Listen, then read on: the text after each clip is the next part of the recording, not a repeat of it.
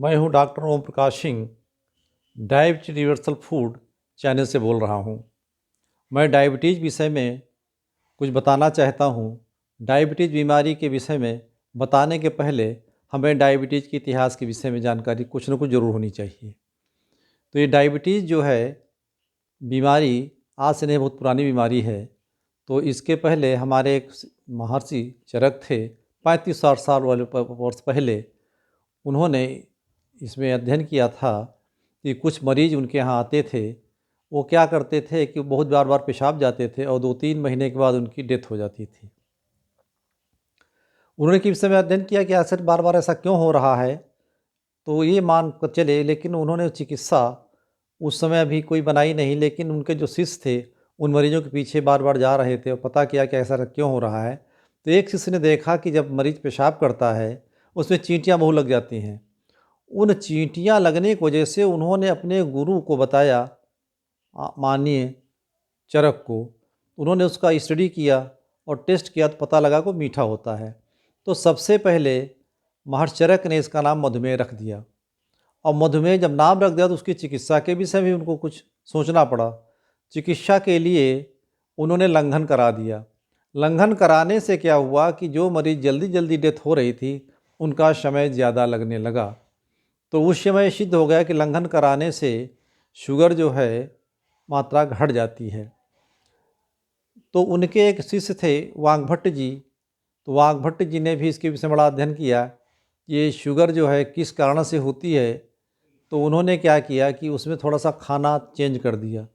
Herbal food को change इस तरह से किया कि गाय का देसी घी और गाय का दही और शाली धान्य को मिला करके भोजन के रूप में दिया। शाली धान्य क्या है, एक छोटा सा भोजन ही होता है जो कि अभी भी होता है। वो काकुन के नाम से जाना जाता है। इसमें 5 तरह के जो है दाने होते हैं, उसको मिलेट्स भी कहते हैं।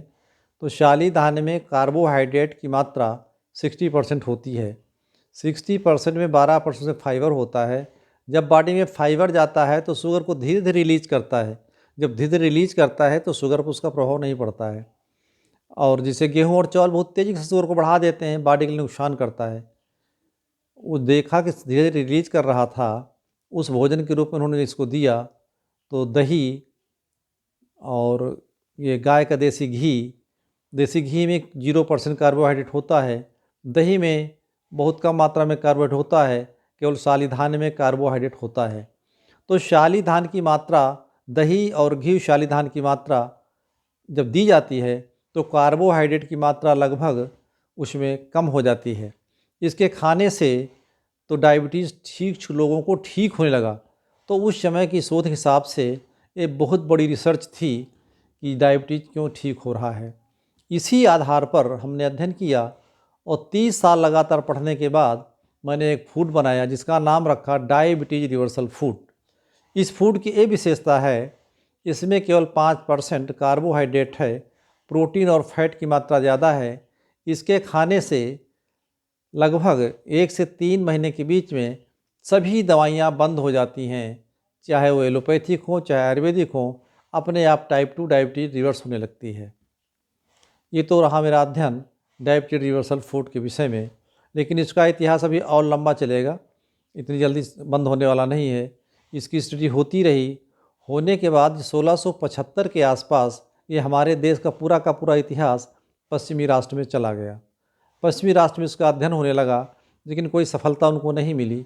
उनके यहाँ शुगर के मरीज जाते थे, महीने 2 महीने में डेथ हो जाती थी। फिर धीरे धीरे जब 1675 से इनका जो है पूरा रिसर्च हुई तो 1920 में इंसुलिन की खोज हो चुकी। जब जिन लोगों को इंसुलिन दिया जाता था वो सारे के सारे पेशेंट ठीक हो रहे थे। लेकिन उस समय विज्ञान ये सोच रहा था कि इंसुलिन की कमी कारण जो है डायबिटीज़ होती है। इसी आधार पर ट्रीटमेंट दिया गया और इसी आधार पर पेशेंट ठीक हो रहे थे। इसके विषय में अभी उस समय टाइप 2 की कोई रिसर्च नहीं हुई। इसके आगे हम अगले वीडियो में इसी इतिहास में जोड़ते हुए टाइप 2 के विषय में बताएंगे कि कैसे ठीक होती है। लेकिन इतना ध्यान रखें, टाइप 2 जो डायबिटीज़ है वो लाइलाज नहीं है। अगले वीडियो में हम फिर मिलेंगे। दोस्तों नमस्कार।